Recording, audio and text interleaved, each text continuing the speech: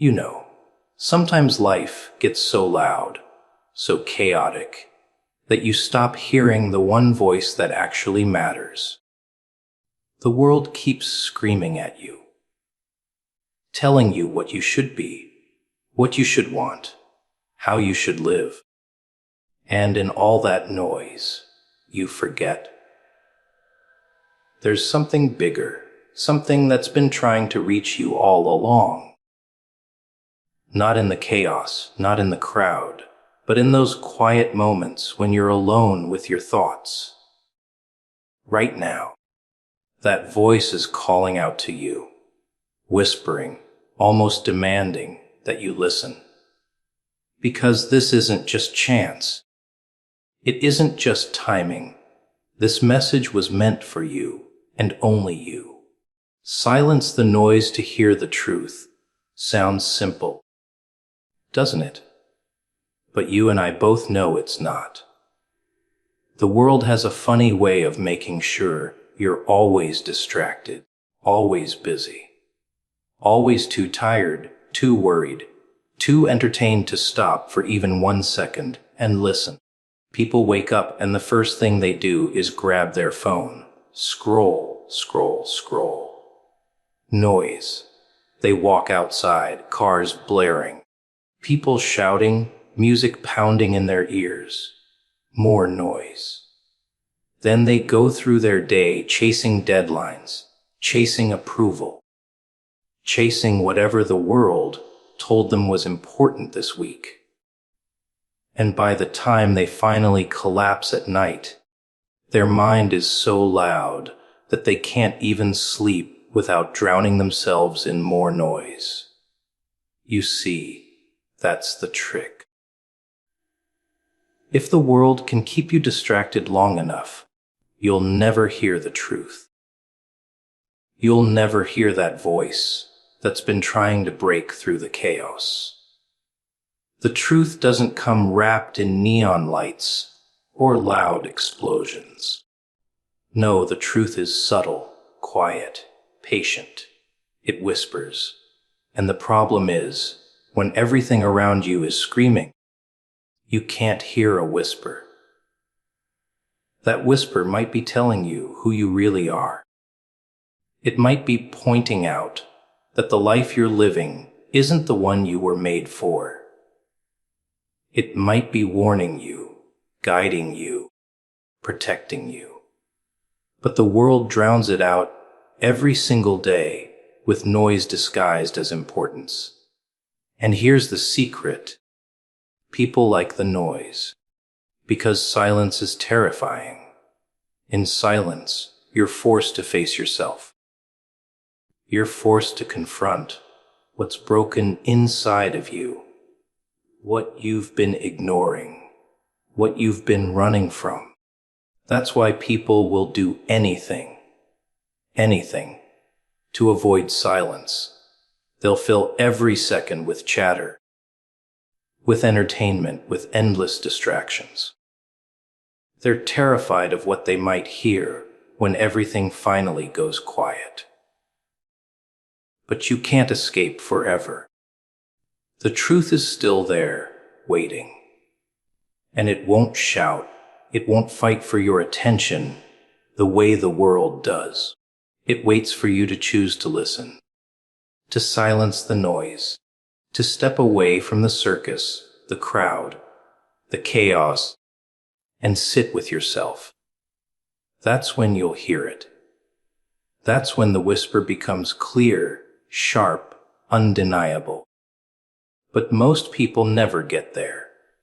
They're too addicted to the chaos, too comfortable in the noise. They say they want answers. They say they want peace. They say they want direction. But the second it gets quiet, they run.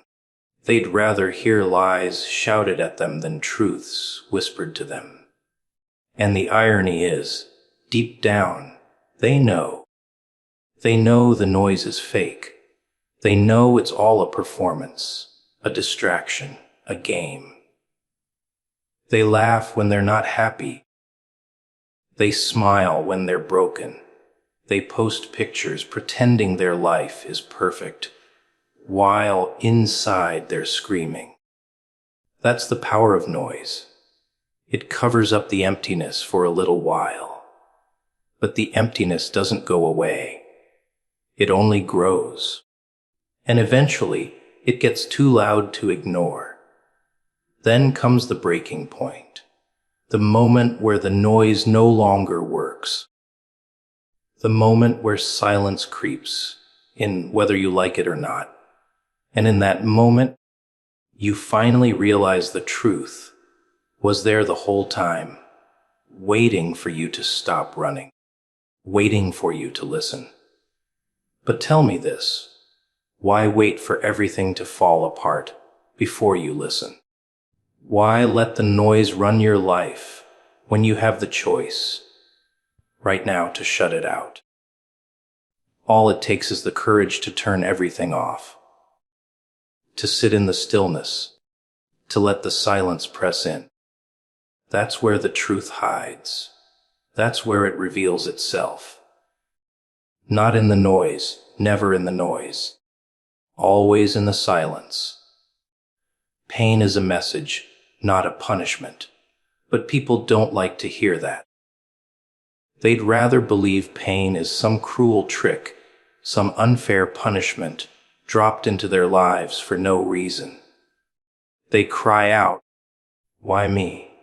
What did I do to deserve this?" As if life sits up there keeping a scoreboard of sins and rewards. No, that's not how it works. Pain isn't here to destroy you. It's here to talk to you. It's a signal, a language, a messenger. And the problem is most people never bother to translate it.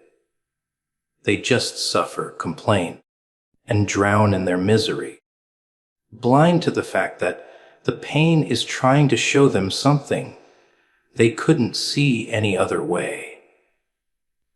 Think about it, pain grabs your attention in ways comfort never could.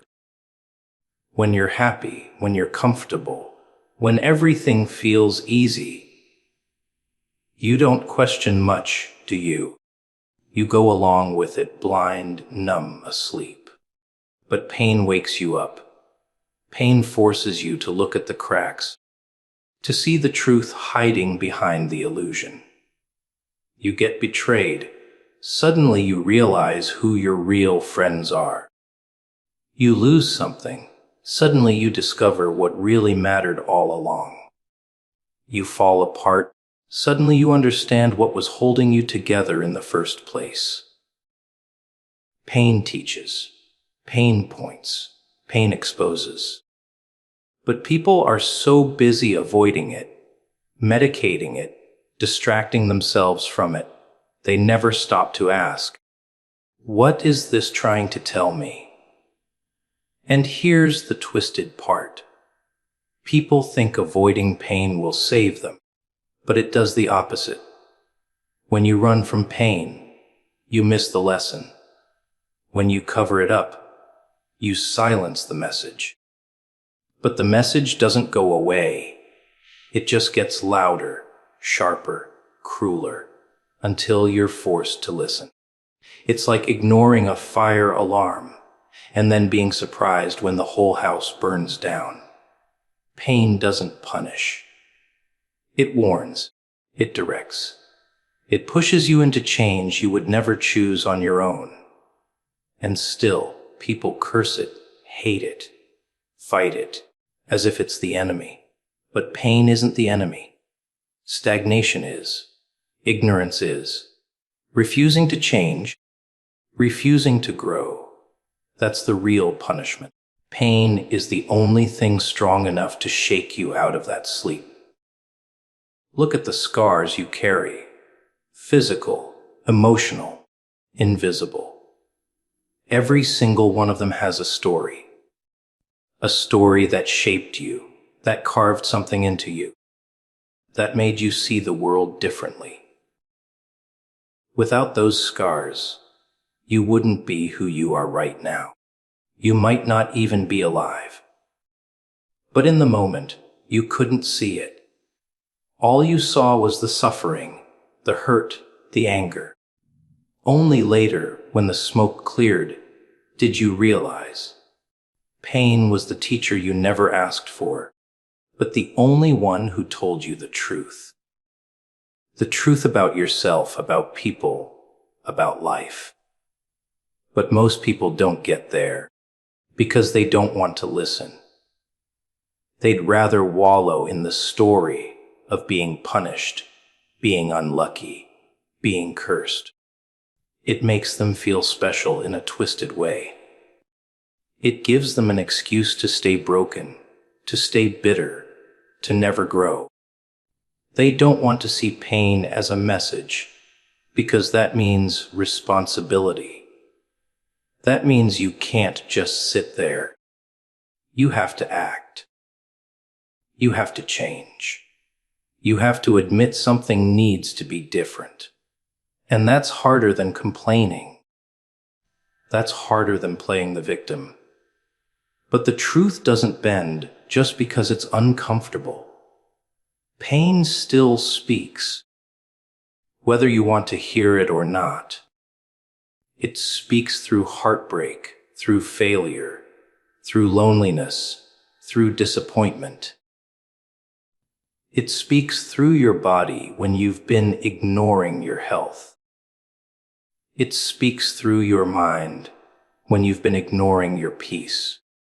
It speaks through your soul when you've been ignoring your purpose. Every ache, every crack, every sleepless night, every tear, it's not random. It's not meaningless. It's not punishment. It's a message written in a language you keep pretending you don't understand. But deep down, you do. You just don't like what it's saying. Timing is never accidental. Yet most people walk through life as if everything is random, as if moments fall out of the sky by chance. They call it coincidence. They call it luck. They call it bad fortune. They'll say, "Oh, that just happened," like it means nothing. But if you look close enough, if you really pay attention, you'll notice something. Every encounter, every delay, every sudden twist in your path carries weight. Timing is the one thing you can't control, yet it controls everything. It decides when the doors open, when they slam shut, when someone enters your life, and when they leave. But people fight it. They hate waiting. They hate not being in control. They want everything now. Success now, love now, answers now. They push, they pull, they force things before their time. And then they wonder why it all collapses. A seed doesn't turn into a tree overnight, does it? It needs a seasoned soil, storms, sunshine, time. But people don't want seasons, they want shortcuts. They don't realize that when you grab what isn't ready, it breaks in your hands. And sometimes, when things fall apart, when opportunities slip away, it isn't because you weren't good enough. It's because the timing wasn't ready. The pieces weren't aligned. And no matter how much you scream at the sky, no matter how much you stomp your feet, you can't force the universe to move on your schedule. Now here's the funny thing. Timing works in silence. You don't see the gears turning. You don't see the hidden strings being pulled. You only see the result. One door opens, another closes, and suddenly you're standing somewhere you didn't expect. And that's when you realize, if that door had opened earlier, you wouldn't have been ready. If that person had stayed, you wouldn't have grown. If that opportunity had come too soon, it would have destroyed you. Timing protects you in ways you'll never understand in the moment. It delays you, not to punish, but to prepare. But most people don't believe that. They look at the delay, and they call it failure. They look at the waiting, and they call it wasted time. They look at rejection, and they call it proof that they're not worthy. They can't see that timing is working behind the curtain, shaping the stage before they step on it. They think life is against them, when in reality, life is saving them from themselves. Think about it. The heartbreak that shattered you. Maybe it came to keep you from marrying the wrong person. The job you lost. Maybe it pushed you toward the path you were actually meant to walk. The friend who betrayed you. Maybe they were removed because their role in your story was finished. Timing isn't accidental, it's intentional. Painful, yes. Confusing, yes. But always intentional. The dangerous part is that you never realize it until later. In the moment, it feels cruel. It feels like the universe is laughing at you, stripping you of everything you wanted. But then time passes, perspective shifts, and suddenly you see it. The delay made sense. The rejection had purpose. The waiting built strength you didn't know you needed. Timing is like a puzzle. You don't see the picture when you're holding one piece. You only understand when you look back and see how all the pieces fit together. But people rarely look back with gratitude. They stay bitter, angry, resentful that life didn't go their way. They miss the bigger story because they're too focused on their tiny scene. They demand control when the truth is, control is an illusion. You're not meant to control timing. You're meant to trust it. That's the hardest part. Trusting the pauses, trusting the detours. Trusting that the silence between chapters is just as important as the chapters themselves. But most people can't. They panic in the silence. They scratch at doors that were already locked. They chase people who were already gone.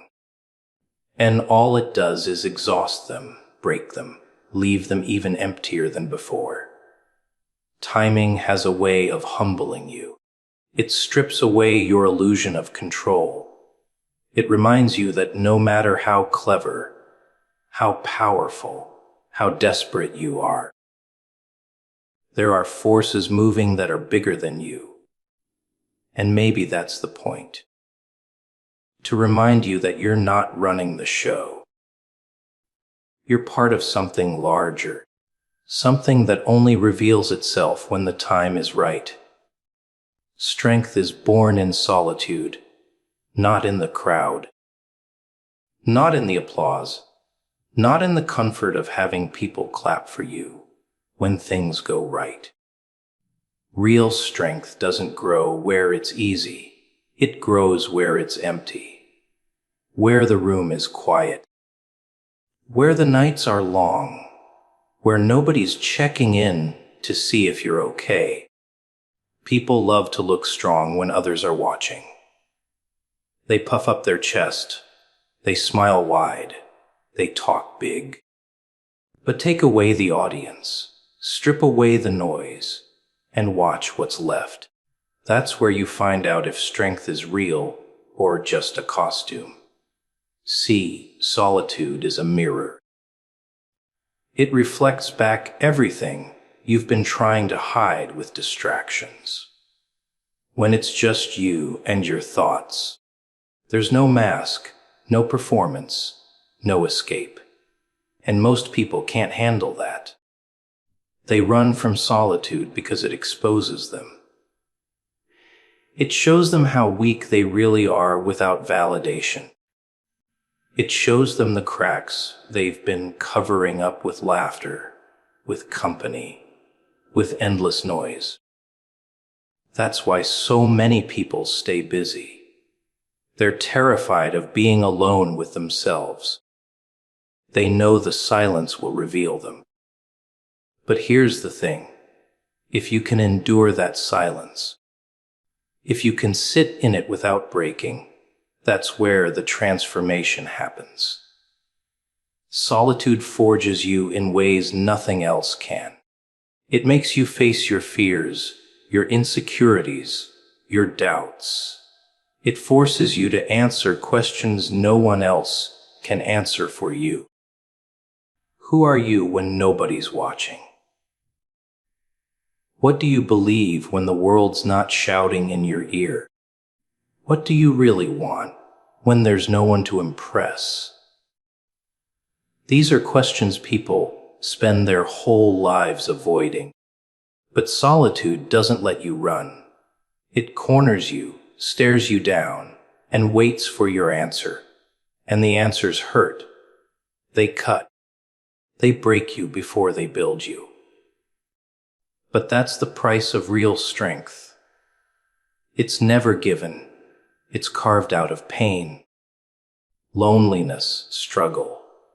The strongest people aren't the ones who had endless support, endless company, endless applause. They're the ones who were abandoned, overlooked, underestimated. They're the ones who learned how to stand when no one was holding them up. They're the ones who discovered that the only voice they could rely on was their own. That's strength. Not the fake kind people parade around in public, but the kind built in silence, tested in darkness. Most people will never find it because most people can't stay in solitude long enough to grow. They need noise. They need attention. They need someone else to keep them from collapsing. And maybe that works for a while, but sooner or later, the world strips that away. People leave, crowds scatter, applause fades. Then you're left with yourself. And if you never built strength in solitude, that's when you break. You crumble because you never learned how to stand alone. But if you've been there before, alone, silent, stripped of everything, you know something the crowd doesn't. You know you can survive it. You know you don't need constant approval, constant company, constant validation to keep breathing. You've already walked through the fire of solitude, and it burned you, yes. But it also hardened you. It gave you a backbone no one else could give you. It gave you a kind of quiet power, the kind that doesn't need to shout, the kind that doesn't need an audience, the kind that just is. Strength born in solitude is untouchable because it doesn't rely on circumstances. Take away the job. Take away the friends, take away the comfort. It remains, because it was never built on those things to begin with. It was built on nights when you had nothing but your own mind, and you still didn't quit. It was built on mornings when you woke up with no one cheering and still kept moving forward. It was built in the silence that most people run from, but you endured. That's why solitude is the birthplace of strength. It strips you bare. It breaks you down. It teaches you what you're made of. And once you've learned that, once you've survived that, you carry it forever. Faith grows in uncertainty, not in the moments when everything is clear. Not when the plan is laid out, not when the road is smooth and the answers come easy. Faith doesn't need to exist when you already know what's going to happen. No, it only breathes, only thrives. When the ground under your feet is shaking, when the future is hidden, when every step feels like a gamble. People say they have faith, but what they really mean is they feel safe. They believe as long as things look good, as long as the numbers add up, as long as the pieces fall into place. But take that away, strip them of certainty, and watch how fast their so-called faith collapses. Uncertainty is the furnace. It's the place where faith is tested, stretched, pushed until it either breaks or becomes unshakable. And people hate it. They hate the not knowing, the waiting, the silence. They want guarantees, proof, evidence. They want life to show them the outcome before they take the first step. But that's not how faith works. Faith is stepping out when the light is gone, when the path is invisible, when your knees are trembling and your mind is screaming at you to turn back. Faith doesn't silence fear, it walks with it. It doesn't erase doubt, it moves through it. That's why uncertainty is necessary, because without it, you'd never need faith in the first place. Think about it. Every great moment of growth, every transformation in your life happened in uncertainty. You didn't know if you'd make it. You didn't know if you'd survive the heartbreak, the failure, the loss, the disappointment. But you kept moving. You trusted something bigger than yourself, something you couldn't see, something you couldn't measure.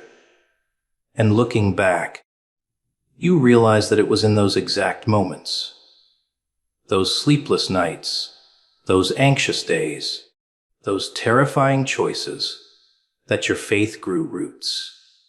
Stronger than before, deeper than before, real. But most people fight uncertainty. They demand clarity before they move, and when they don't get it, they freeze. They think waiting for certainty will save them, but it only keeps them stuck. Faith isn't about waiting for the storm to pass. It's about trusting while you're still standing in the rain. Trusting that there's a reason for the storm, even if you don't see it yet. Trusting that the darkness won't last forever, even if you can't see the dawn. Trusting that the path is still leading you somewhere, even if you can't see where your next step lands. That's where faith grows. Inside the questions, not the answers. The world will tell you uncertainty is weakness, something to avoid at all costs. But the truth is, uncertainty is the training ground. It strips you of illusions of control, of your little safety nets. It forces you to lean on something beyond yourself. That's the beauty of it. Faith doesn't need proof, it creates proof. Faith doesn't wait for the door to open. It walks up to the locked door and keeps knocking, believing it wasn't locked for nothing. And sometimes the door opens. Sometimes it doesn't, but either way, your faith grows stronger because you dared to trust without guarantees. The irony is, the people who demand certainty before they move never find it. Life doesn't hand out guarantees. It doesn't hand out maps with every twist and turn marked in red. All it gives you is the moment in front of you and the whisper that tells you to take the step anyway. And if you wait too long, the moment passes. That's the danger of clinging to certainty. It robs you of opportunities, of growth, of transformation. You sit still, waiting for a sign, while life keeps moving without you. Faith, on the other hand, doesn't wait for perfect conditions. It acts in the dark. It leaps when everything inside you says stay put. And in doing so, it proves itself. Uncertainty is uncomfortable, yes. It will shake you, break you, strip you of everything you thought you needed. But it will also teach you to trust in ways comfort never could. It will teach you that faith isn't fragile, it isn't blind, it's power. Power to keep walking, power to keep believing, power to keep hoping even when everything screams that you should quit. That's why faith doesn't grow in the light of certainty. It grows in the shadows of doubt, in the fog of the unknown, in the silence where answers don't come.